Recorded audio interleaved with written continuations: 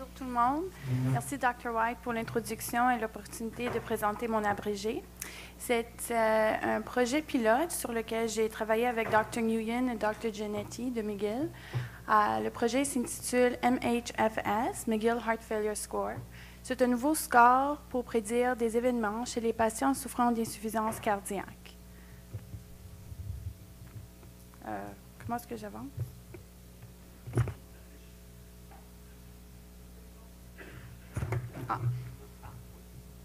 OK, merci.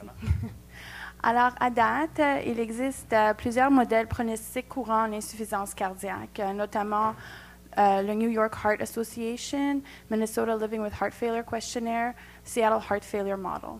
Cependant, il y a des limitations dans l'applicabilité à la population générale de tous ces modèles.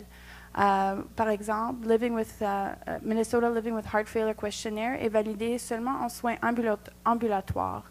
Et le Seattle Heart Failure Model requiert des mesures invasives de la performance cardiaque qui ne peuvent pas se faire facilement à une visite de bureau. Et la plupart des scores n'ont pas de validation dans d'autres bases de données. Alors, pour ces raisons, on a trouvé qu'il y avait une nécessité de trouver un nouveau pointage.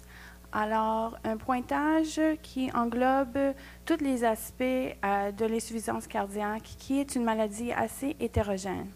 Alors, on voulait créer un score qui a une évaluation complète au niveau d'histoire, examen physique et résultats de laboratoire. Et qu'il aura une implémentation facile au bureau que tout le monde, infirmière, médecin, peut faire facilement à une visite routine. Le pointage a été conçu en fonction de l'évaluation clinique du patient et facteurs prédictifs de complications cardiaques déjà connus dans la littérature d'insuffisance cardiaque. Juste un peu de détails pour le score. Alors, comme j'ai mentionné, c'est une évaluation complète composée de 3 éléments catégories. Histoire, examen physique, résultats de laboratoire. Et chaque composante est évaluée sur une échelle graduée de 0, étant normal, jusqu'à 3, anormal, pour un total maximum possible de points de 48. Alors, notre objectif était de prédire avec précision les événements indésirables chez les patients avec l'insuffisance cardiaque utilisant notre score MHFS à 1 an de suivi. Alors, c'est une étude pilote observationnelle prospective dont les patients ont été recrutés de la clinique d'insuffisance cardiaque de l'hôpital Royal Victoria. Chaque patient a une évaluation de base avec l'échelle NYHA et notre score MHFS. Et les données cliniques ont été retirées des dossiers médicaux électroniques de la clinique d'insuffisance cardiaque. Les résultats principaux enregistrés à 1 an auxquels on a porté attention étaient visite à l'urgence de moins de 24 heures pour l'insuffisance cardiaque, l'hospitalisation pour l'insuffisance cardiaque, transplantation cardiaque et décès.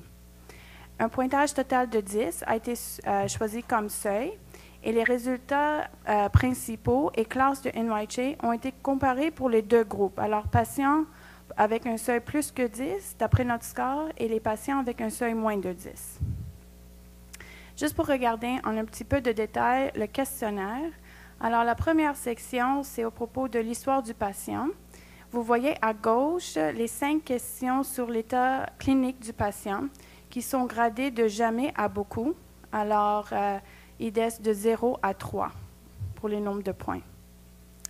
La section 2, alors ce diapo ici démontre l'examen physique qui est reporté par les infirmières et les médecins. Alors, on a regardé ajustement de la dose diurétique dans le dernier mois, tension artérielle systolique du patient, édème des membres inférieurs, râle pulmonaire et ajustement de la dose diurétique d'aujourd'hui. Et chaque composante est gradée de façon croissante de sévérité. La 3e section, c'est au niveau des résultats de laboratoire et c'est des labos qu'on sait, d'après la littérature en insuffisance cardiaque, étant prédictifs pour sévérité. Alors, on a regardé à l'urée, créatinine, sodium, albumine, bilirubine et fraction d'éjection qu'on a pris dans les derniers 6 mois avant la visite. Alors, comme résultat, juste pour regarder les caractéristiques de base, il y avait 80 patients consécutifs recrutés avec une fraction d'éjection de moins de 50%. Alors, d'après notre score, si le nombre de patients avec un score moins de 10, on avait 44, et le nombre de patients avec un score plus que 10, on avait 36. Et les deux groupes avaient une classe de NYHA similaire d'environ 2 et une fraction d'éjection similaire également d'environ 26%. Ce diapo démontre que si les patients avaient un score de moins de 10 d'après notre échelle, il y avait 11% de patients qui avaient au moins un événement indésirable. Tandis que si le patient avait un score plus que 10, on a trouvé qu'il y avait 30% dans cette équipe, 30% de patients qui avaient un événement indésirable. Et c'était une différence significative puisque notre valeur de P était de moins de 0,033. Après ça, on a décidé de regarder à chaque composante de notre aboutissement primaire individuellement. Et on a trouvé que c'était les admissions pour insuffisance cardiaque qui ont démontré une différence significative seulement.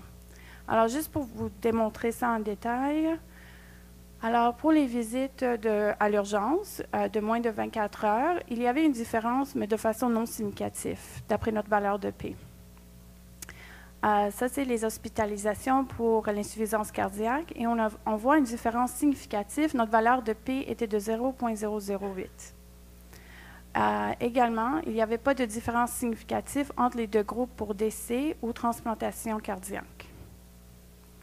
Alors, comme observation, on a vu qu'un pointage total de plus que 10, chez ces patients, il y avait beaucoup plus d'effets indésirables de façon significative, en dépit de classes similaires entre les deux groupes. Alors, comme conclusion, on peut dire peut-être que chez les patients avec une fraction d'éjection de moins de 50, un pointage de plus que 10, d'après notre score, ça peut prédire un mauvais pronostic cardiaque au suivi de 1 an. C'est quoi les implications de cette conclusion? Peut-être notre score, MHFS, est un outil plus fiable que la classification NYHA. Comment est-ce qu'on peut expliquer cela? Peut-être c'est parce que notre score, le score de NYHA, c'est un peu subjectif, tandis que notre score est un score multifactoriel qui tient compte de tous les aspects de l'insuffisance cardiaque et qui a des mesures objectives au niveau de résultats de laboratoire et d'examen physique. Je voudrais juste souligner que c'est une étude pilote et une validation plus poussée avec un échantillon plus important et une analyse multivariée et requiert pour prouver causalité, et c'est en train de se faire à notre institution en ce moment. Merci pour votre attention.